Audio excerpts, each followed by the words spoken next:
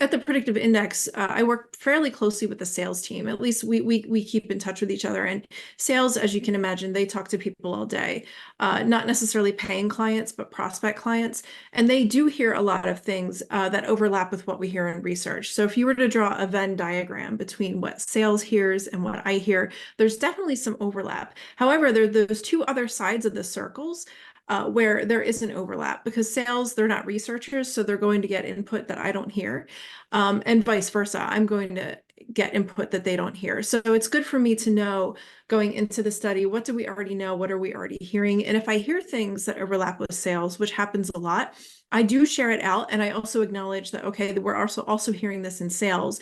And that can actually be very powerful. Sometimes that can be seen as redundant, but the way I position it is, I say, okay, we're hearing this in sales. We're also hearing it in research. This is some really strong data.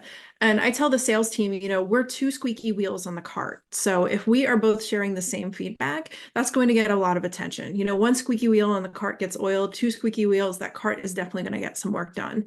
So we've gotten some good needed attention on certain areas of our products or certain user needs just by sharing the same insights from two different channels. Oh, I love your squeaky wheel analogy too. My cart's has three wheels too, because the support team is an area that's another squeaky wheel. If you get all three ringing, come to a screeching halt and let's fix this right away, right? Yes. Outstanding, outstanding. Hey everybody, it's Kathy Bosco from Rethink.fm, the forward-thinking podcast about experience design. Join me and special guests to discuss effective design, technology, and the intersection of helping people in entrepreneurship. From user experience research to product roadmaps, we've got you covered. We've all got questions, so let's get started. My special guest today is Jessica Ivins. She's a veteran UX researcher and leads research and research operations at the Predictive Index. Jessica has dedicated much of her time to the UX community, presenting at conferences, appearing on podcasts, and writing many, many blog posts. Jessica plans, conducts, and synthesizes strategic UX research projects that provide critical insights for stakeholders across the organization. Thank you so much for joining us today, Jessica. I've looked forward to having this deeper conversation with you about building relationships in our role as UX researchers. I think this is an area that I personally am looking to grow in, and I would love any insights you can share with us. So I'll start with a tough question. How have you included stakeholders in your UX research process? Sure. And thank you so much for having me, Kathy. It's great to be here. So I include stakeholders in my process from start to finish. I have found that UX is a team sport. I know that's a common saying in UX, and it holds true for research as well. So from start to finish, I include my stakeholders in the planning stages, executions, executing the study, all the way through synthesis and socializing the findings. And I'm happy to dive in and give you any details you'd like there. I could talk about this all day. That's awesome. In my role currently, I have a senior researcher that's my partner, and we call ourselves a team. But really, you're talking about the larger team of the research of the stakeholders you're helping to avoid risk or inform or, examine something closer. I guess my question is, initially, when you start out a research plan with a group of stakeholders, do you ask them to make predictions on what they expect to find? I've found that can drive engagement in the research and the analysis. Have you had to go to a tactic like that? Yeah, that's a great question. So making predictions on what they expect to find. I think that's a great technique. It's one that I have in my back pocket. I have found that it's mostly necessary for stakeholders who might be skeptical of research, or stakeholders who are just convinced that, this is the user and this is what they're going to do, that kind of thing before we get into research. Or folks who are just maybe afraid to admit that they've learned something, because some of us have just been conditioned to just act like we know everything, which is ridiculous. But, in some parts of the world and some walks of life, folks feel like they need to do that. So I think that's a technique I keep in my back pocket. I haven't had to use it that much. What I've done at the Predictive Index, however, is I've listed assumptions in our research plan, and also maybe like just a summary of what we already know. And that's something I started doing recently because it can be really easy for me as a researcher to kind of get sucked into the minutia and reveal some sort of insight, which is actually already mirrors something we already know, right? But I get so wrapped up in the research and it turns out, okay, well, we've already heard this through sales or we've already heard this through another channel. So I like to do my due diligence in the planning stage and make a list of, just a brief summary of what do we already know. And then also, what assumptions do we have based on what we know? And that kind of almost aligns with, predicting what folks are going to do. But it's just more like assumptions based on maybe some like broader market research or secondary research or something like that. And I find that's really grounding. That's been really helpful too, because at the Predictive Index, I work fairly closely with the sales team. At least we keep in touch with each other. And sales, as you can imagine, they talk to people all day, not necessarily paying clients, but prospect clients. And they do hear a lot of things that overlap with what we hear in research. So if you were to draw a Venn diagram between what sales hears and what I hear, there's definitely some overlap. However, there are those two other sides of the circles where there is an overlap, because sales, they're not researchers, so they're going to get input that I don't hear, and vice versa. I'm going to get input that they don't hear. So it's good for me to know going into the study, what do we already know? What are we already hearing? And if I hear things that overlap with sales, which happens a lot, I do share it out. And I also acknowledge that, okay, we're also hearing this in sales. And that can actually be very powerful. Sometimes that can be seen as redundant, but the way I position it is, I say, okay, we're hearing this in sales. We're also hearing it in research. This is some really strong data. And I tell the sales team, we're two squeaky wheels on the cart. So if we are both sharing the same feedback, that's going to get a lot of attention. One squeaky wheel on the cart gets oiled, two squeaky wheels, that cart is definitely going to get some work done. So we've gotten some good needed attention on certain areas of our products or certain user needs just by sharing the same insights from two different channels. Oh, I love your squeaky wheel analogy too. My car's like has three wheels too, because the support team is an area that's another squeaky wheel. If you get all three ringing, come to a screeching halt and like, let's fix this right away, right? Yes. Outstanding. Do you have a recent story you could tell that would sort of, in a narrative way, tell us about a process where you did include stakeholders and their roles? Yeah, I can give you an example of a usability study I'm wrapping up right now. So it's a small kind of focused usability study that I ran this quarter as part of my work this quarter. And I had two stakeholders come to me, a designer and a product manager, asking me, can we do research on the specific area of the product just to make sure that people can navigate it, they understand it, we're going to release it. We just want to gain some confidence that this is going to land well with our users. So I took on the project and I included them from the beginning. So I created a protocol, which is the term we use for a research plan. And so I met with those two stakeholders first. I gained all the requirements, the goals and everything. And I wrote up the protocol, and I have a section in the beginning that states the goals, the research questions, those assumptions and existing data, et cetera, that I mentioned earlier. And I sent that over to them for review.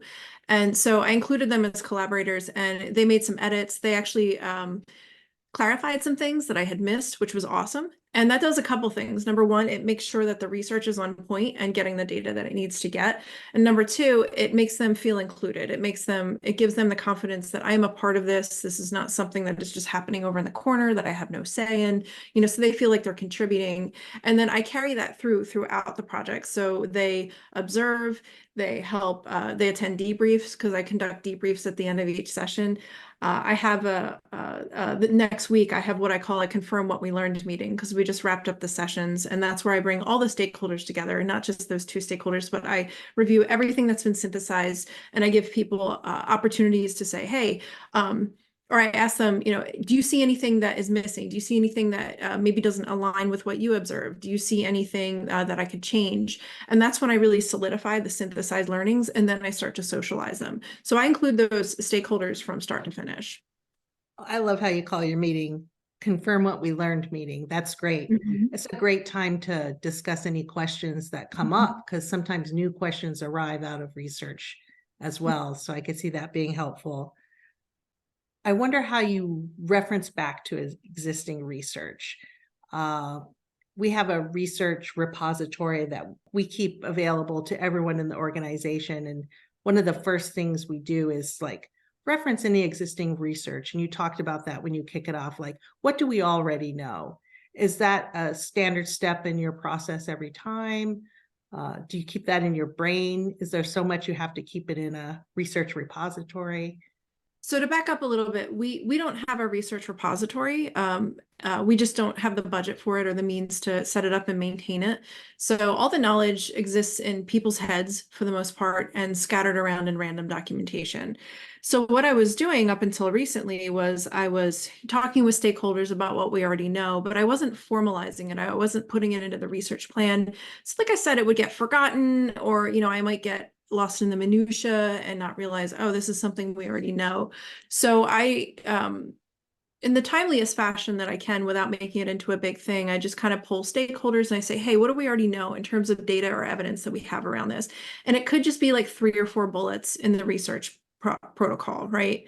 And that's how I establish or just document that. And that's how I'm able to keep it top of mind throughout the research. Oh, thank you for sharing that. That's a great sort of scrappy way to go about it, and include people too. Fantastic. Being in a role that requires a lot of empathy and a great deal of energy and professional bandwidth, especially if it's a small team and it sounds like you're a team of one in your current role, uh, it can be challenging to simultaneously invest in your career on an ongoing basis and gather those things for your portfolio and measure those accomplishments for your own personal career goals. How do you honor your need to take care of yourself and stay prepared for your next job search by capturing your career accomplishments consistently? Yeah, I love this question. It's a great question. This is definitely one of those questions I could ramble on about all day long. And then something you said to confirm, yes, I am a team of one. I am a research team of one here at the Predictive Index. And the way that I stay prepared for my next job search is I'd actually just posted about this recently on LinkedIn. The 2 big things that I do are, number one, maintaining my professional network. So keeping relationships warm with people that I know. And then number two is I document all my project work and I take notes and save a record of it just so I have raw materials to work with whenever I need to prepare a case study or a portfolio or a resume. So those are the 2 core things that I make a big priority. And I make them such a priority that to put it into perspective, during the pandemic, I was a single mom. So I was isolated at home with a baby. It was not an easy time. And I still made time to take project notes because I was still working at that time, take project notes and document everything that I was accomplishing, even if I didn't get to it every week, because I make it a priority to do every week, even if it was every 2 weeks or 3 weeks. I still did it because it can have just such a huge payoff and it doesn't really take all that much time. And I'll dive into that a little bit more. So I learned about the career management document a while back, and when I worked at Center, we kind of reframed it into something that UX professionals can use.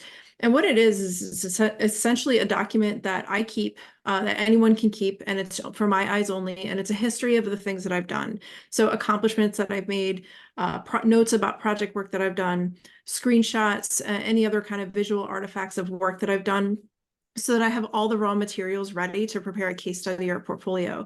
And I keep it up every week. I make it a priority to do every week. If I don't get to it once a week, I will definitely do it every 2 weeks. And the reason I do that is because, as you can imagine, it's really hard to remember what you've worked on as time goes by. Even just thinking back like 3 weeks, like try to think back to 3 weeks of what you worked on 3 weeks ago. It's really hard to remember all that, right? And it's critical to remember all that if you ever need to do a job search, if you need If you need to refresh yourself on some accomplishments that you had in the project so you can talk about it in a job interview, right? You need to have all that information ready.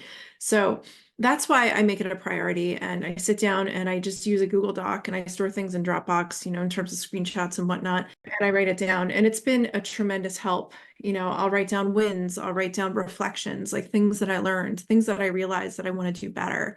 Because I can look back and see how much I've grown. I've even used it for my annual review cycle. When I have to fill out my annual self-review, I look at my career management document, I look at all the wins and all the accomplishments, and those are the things that I put in my annual self-review. So that's been incredibly critical for me. And I actually used to do a talk about it. I wrote an article on a list apart about it a few years back. I believe you'll have that link in the show notes. And I have found it to be one of the best investments I've ever made in my career. And now that I was just thinking about this earlier today, now that I've been doing it regularly, I can't imagine not doing it anymore. Yeah, it's tough enough if you're going into a job search unexpectedly. Yes, yes. But we all want to have professional growth in our careers and lives, and we want to change at some point, maybe working from one place to another place in a different type of role or different industry or team. Or so keeping that up is so important. I really struggle with that. So I appreciate the document, and I'm curious about how much time every week you dedicate to that. Is it you give yourself an hour and a cup of coffee to do it? Is it 15 minutes? What is it for you? So I set aside 30 minutes a week, and I usually do it Friday afternoons, because Friday afternoons for me and for most people are kind of slow. You don't have a lot of meetings and whatnot. And honestly, if I'm in a crunch and I can only spend 10 minutes on it, I spend 10 minutes on it. Right. And I prioritize it by saying, like, what are the things that I'm most proud of that I did this week? And I just jot them down in the career management document. So Oh, CMD for short, by the way. But yeah, that's huge. And again, I might not get to it for like 2 weeks, but if 3 weeks have gone by, I start getting really antsy, like I really got to update this because I've just I've just found it to be so incredibly valuable. And as an example, in preparation for this meeting, I went back and I looked up a few examples because we had talked about what questions you were going to ask me for this interview. So I went through the career management document and looked up some old examples so I'd be to refresh myself so I could share them. So it's got lots of uses. Oh, amazing. I'm curious about relationships with customers. Do you talk to customers on a repeating cadence? Do you build relationships with customers as well? I start to get to know our customers over time. They're like, hey, Kathy, how you doing? And we're talking and we catch up. We talk about whatever the research study outlines we will be talking about. And those relationships are nice to nurture as well. I guess the most important part of that for me, what I'm focusing on right now myself, is closing the loop with those customers after learning about maybe some of the challenges they're having with our platform or tool or whatever we're talking about, and closing that loop with them to say, hey, we did the thing, or hey, this is something we're hearing about from more than just you, and I would expect that this will improve soon. Is closing the loop part of your thinking about relationship building as well? It's interesting you say that. So I haven't, so to back up a little bit, I've had, or I set up a UX participant panel here at the Predictive Index. So we have a panel of either prospect clients who haven't or are not paying clients, plus clients, paying clients. And I manage them all in a CRM. We use a tool called Rally UXR for that. And so they've opted in to join our research program, and they are in the CRM. And so those are the people I recruit the most. And I've been thinking a lot about, how do I make these people feel engaged and eager to participate? How do I make them feel appreciated? And I was doing some reading this year, and I was reading an article about how to maintain a panel. And one of the things it said was sending out thank you emails to people after they do whatever, after they complete a screener, after they participate in a session. So I started doing that. I actually just sent out honorariums yesterday. I sent out Amazon gift cards, and I sent out a separate thank you email saying, to confirm that, hey, I sent the gift cards, so check your inbox, that kind of thing, and also thanking them for their time. I also, for a much more in-depth generative study last quarter, I conducted phone screens. So I phone screened our clients really thoroughly to make sure that we were getting the right clients for the study. That was really critical. We had to do really extensive screening. And some of them just didn't pass the screener. So I interviewed them for 10 minutes on the phone. I screened them. And then if they didn't qualify, I would send them a thank you email saying, thank you so much for your time. It turns out this study is not a good match at this time. We want to, and I put in some wording like, I want to make sure that if I can't remember how I said it, it was something more eloquent than this, but we're only going to interview you if we think it's a good use of your time. Right. So I was just making Mm, it about them and framing it in a way that, we really appreciate you spending 10 minutes with us on the phone. We don't think this is a great use of your time right now. However, we will keep you in mind for future studies. Thank you so much. And I did get a few responses of people replying and thanking me. So those are the ways that I nurture my research participants. I have not closed the loop in terms of, hey, we launched this thing that that you gave us feedback on. Once in a while, we do that. I just haven't found that I have the bandwidth to do that. But most of the time, if we're doing that, it's not me, it's a product manager or somebody else who's like, hey, we want them to sign up for this thing we just launched because they were excited about it. So let's tell them we launched it, right? yeah, it's a Which I'm team all sport. for. Which I'm Yeah. all for. Yeah, yeah, yeah. But I just, I want people on the panel to feel appreciated. I want them to know me. So that way, if they don't get an email from me for 6 months, if the email comes back, they're more likely to remember me if they feel appreciated. Right. Yeah. So, um, so yeah. Yeah. So those are the techniques that I use. Oh, I think that's great. And I think it's great that the PMs have these great close relationships with customers too, and they can be closing the loop and then getting engagement into early access projects or, Mhm, adoption and things like that. So mhm, mhm. it's a good reminder to me to to rely on team members. I don't have to do every little thing. It takes a lot Yes. of energy to be a UX researcher. Mhm, And I think anything we can do as a team can help prevent burnout and general exhaustion, especially if you're dealing with topics that are extremely painful for users. Those kinds mhm, of calls and those kinds of um, discussions can be very, very draining on you as a human being. mhm, mhm, So, fortunately, I don't have a lot of those, but I've been through periods of time where those can be very, very challenging. And having a team to help through that is good. mhm, mhm. Yeah, Yeah. I hear what you're saying, and I haven't encountered a lot of that in my career, at least not recently. We're a B2B, so we're talking to people from a business about business. So Mhm. we don't dive into that more personal heavy stuff. But I can only imagine if I were in a different domain that would be a whole other challenge to tackle. Yes.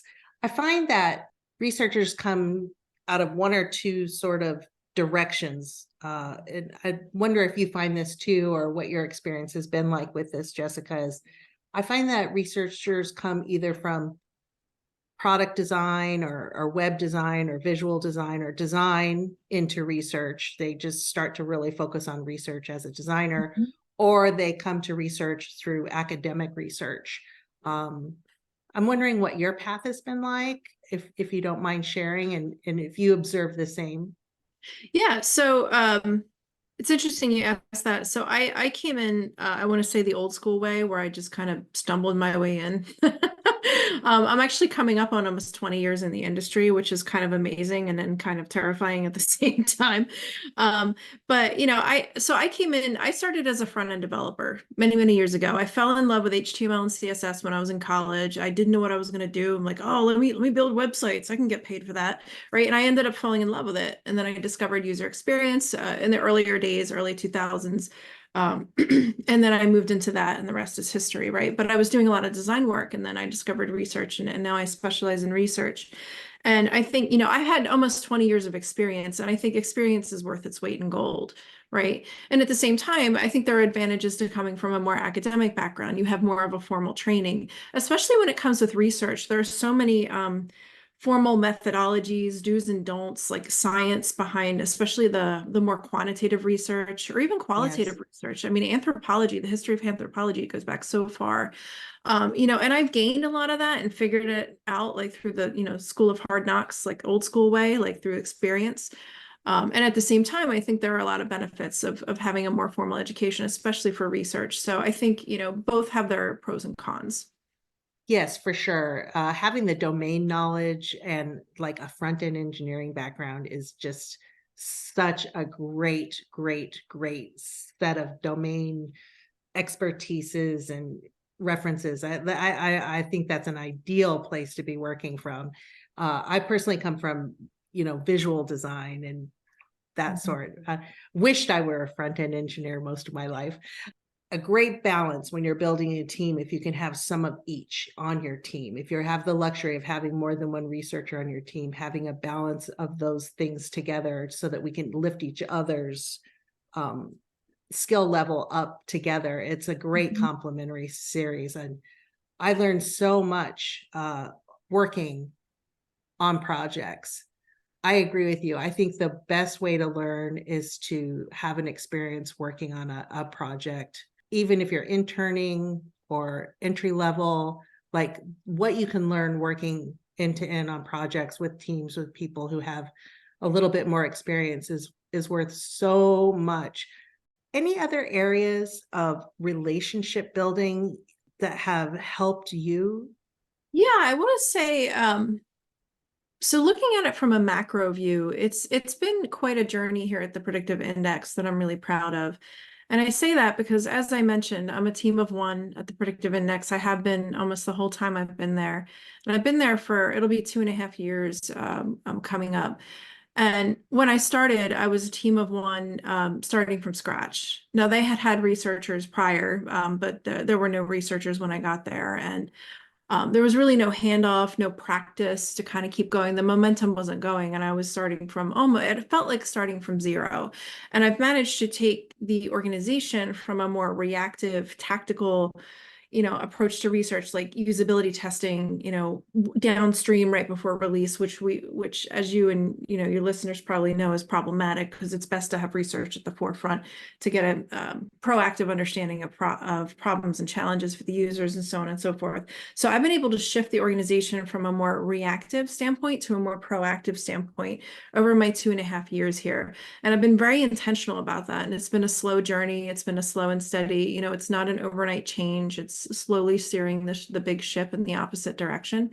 But it's gone from when I first started, people were coming to me like, hey, can you usability test this feature? Can you usability test that feature?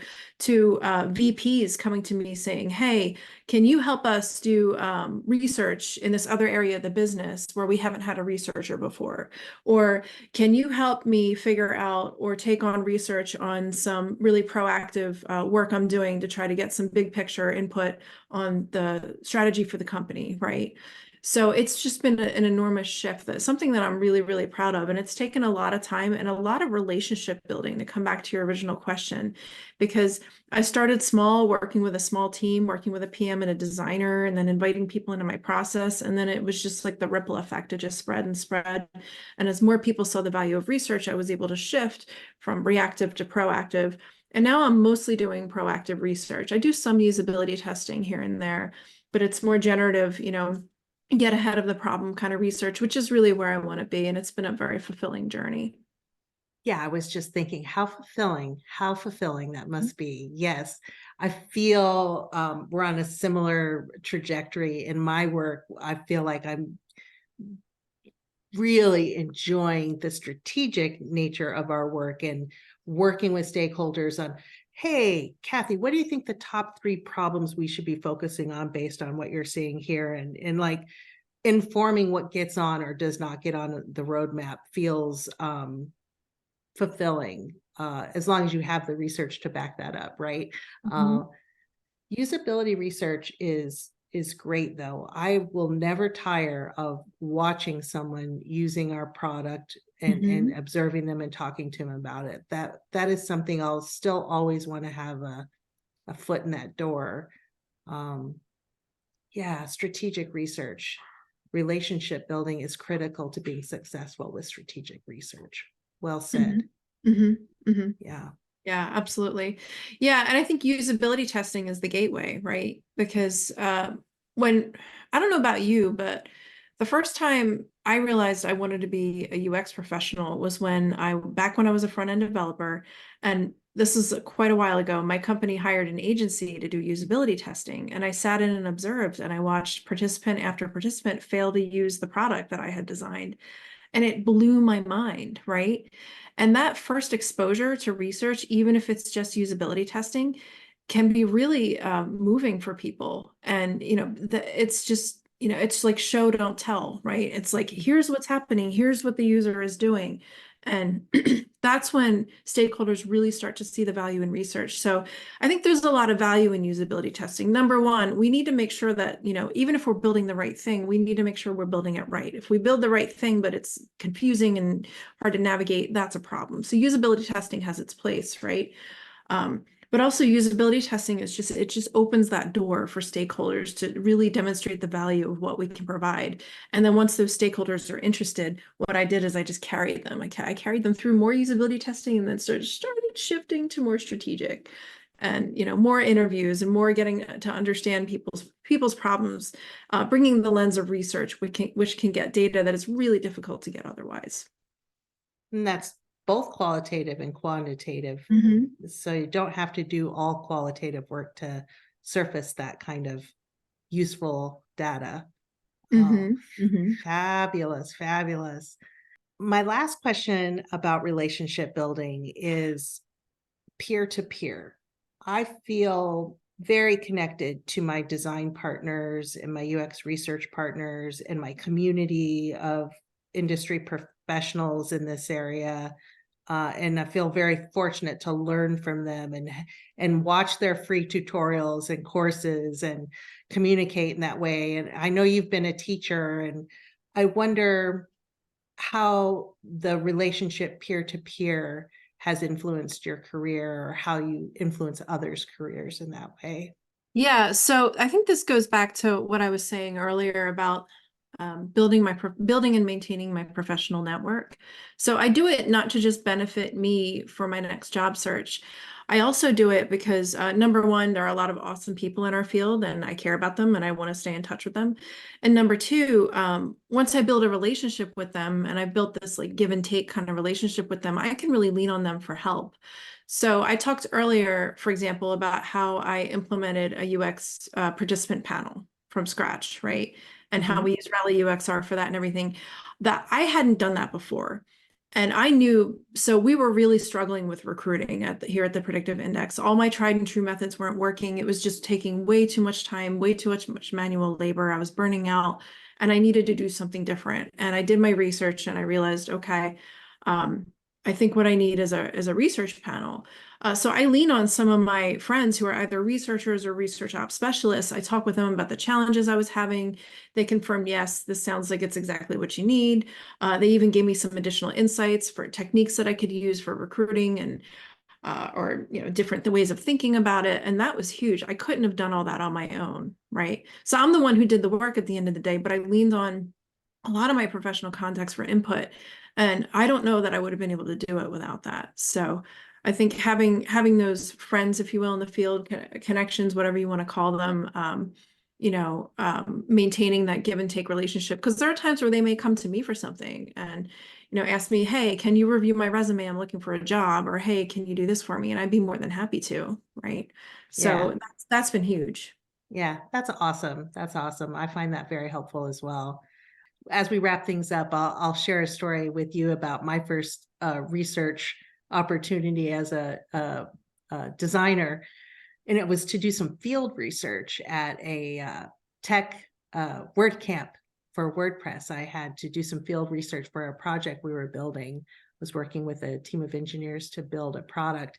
And so all of the engineers and developers from this industry were going to be at this WordCamp. So I did some field research and interviewed people on what their process was for publishing content to the web, and how, and I had some assumptions that, like, well, they would have images and graphics that they were considering, and not very many of them started there. They started with some text and went and got an image if they had to.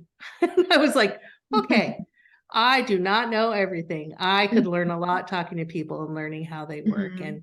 And Mhm. that was my first taste of it. And I was like, oh, I love research. I love learning. Mhm. And it's very addictive in a way. But I do love learning about your style and your ability to stand up a research program and stand up a UXR panel and move into strategic on your own. And it's just, it's a lot of work. And it's a lot of fun though, too. I think something to take pride in, making the Mhm. world better for people. Yeah, oh yeah. Yeah, for sure. I mean, what we do is a lot of work and it can be very challenging and at times draining. And at the end of the day, it's just very fulfilling, like you said, for sure. It's just, again, I put it in my career management document. Like I Yeah. launched a UX research panel from scratch. I took Yeah. notes on that. That's something I'm really proud of. Yeah, Yeah. that's great. That's great. Well, Mhm. we will definitely share a link in the show notes to your essential tool for capturing career accomplishments. And I'm going to start using it. And so will my teammates. This is a terrific resource. And uh, I can't thank you enough for coming and sharing some insights around relationship building and how you got started. And I really appreciate it, Jessica. Awesome. Thank you so much for having me, Kathy. I had a blast.